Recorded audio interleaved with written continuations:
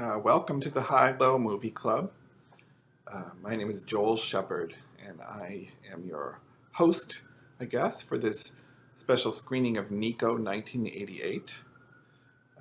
Just so you know a little bit more about who I am, I'm a freelance film curator, and I also work in publicity for independent films and film festivals in the San Francisco Bay Area. I was the film curator at Yerba Buena Center for the Arts in San Francisco for about 20 years. Before that, I worked for the San Francisco Cinematheque, which is an organization dedicated to experimental avant-garde cinema. And before that, I did film programming in Minneapolis, St. Paul, and Chicago.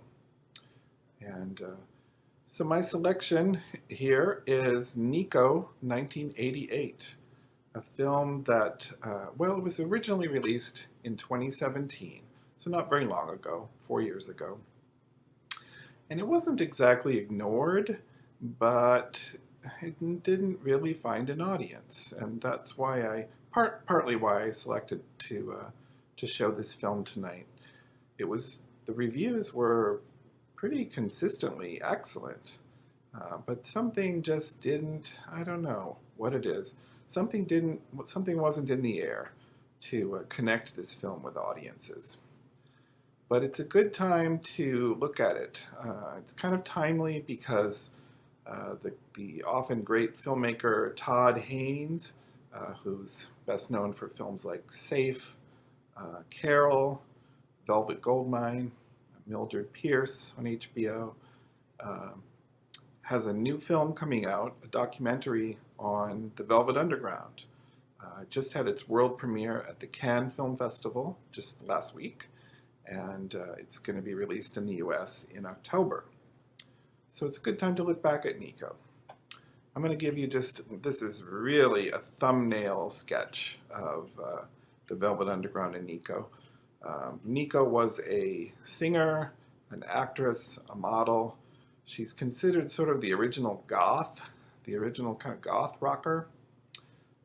And she's most famous for being on the album called The Velvet Underground and Nico, which was released in 1967.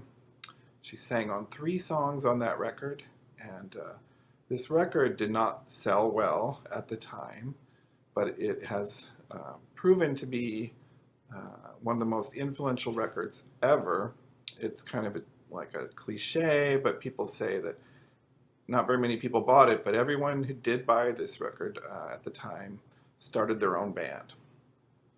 So she had a music career long after her association with the Velvet Underground, releasing quite a few solo records. So she's really famous, most well known for her music, for her aura, kind of overall aura, and for her massive drug habit. She was a huge heroin addict. So this film, as I mentioned, came out in 2017. It's directed by Susanna Nicciarelli, an Italian director, and it's about Nico's last 2 years of her life and a European tour that she embarks on in this period of time. There's a book about the last 2 years of Nico's life. It's called The End by James Young. And the movie isn't really based on this book exactly, but it's kind of inspired, I think, by the book. And the film features an incredible performance by an amazing Danish actress whose name is Trine Dierum. So what I think is valuable and important about this film has a lot to do with this really unbelievably committed performance by the actress Trine Dierum. She does her own singing, and it's really strange kind of what happens in this film. She doesn't really look like Nico exactly. She doesn't really sound like Nico exactly.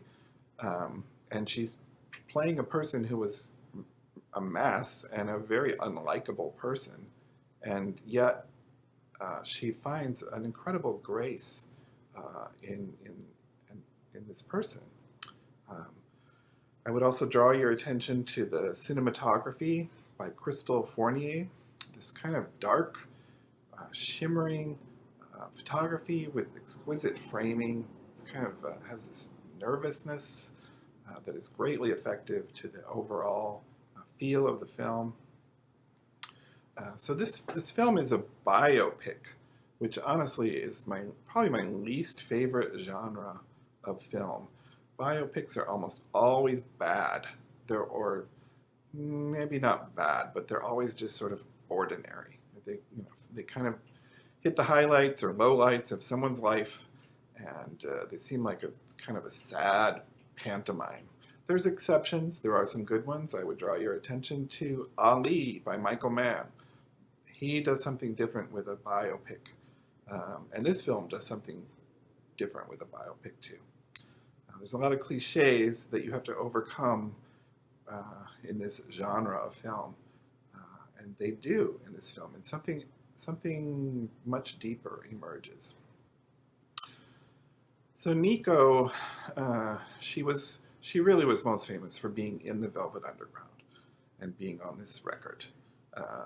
But she hated this. She hated being famous for this. She completely turned her back on her past. There's a quote, I think it's in the film, where she says, I've been at the top, I've been at the bottom. Both places are empty. And this statement really encapsulates Nico's view of life. If you want to do further research, there's a very interesting documentary about Nico. It was released in 1996 by Suzanne Oftringer, I think her name is. That's called Nico Icon. That is a documentary about the real Nico, mostly about the sort of dark side of Nico. And there's a very interesting biography called Nico, The Life and Lies of an Icon that you might check out. So Nico's life was a mess. She could not handle anything. She was a disaster. But she was a genuine artist. And when Trina Denham performs as Nico, it is electrifying. She finds something about the soul of Nico somehow in this film, and it's really something to see. For me, this film shows the power of art, shows very clearly the power of art as a survival tactic, as a way to kind of save your life, I think. So I hope that helps introduce the film to you, helps you with something to guide you with this kind of, sort of difficult film about someone who's not very likable. So let's roll, okay? I'll be here in some form as we go on, and you can keep your TV at the regular volume when the movie starts, but the first time Nico hits the stage, or the actress playing Nico, crank it up, okay? Crank up the volume, because it's pretty cool. Okay, thanks very much.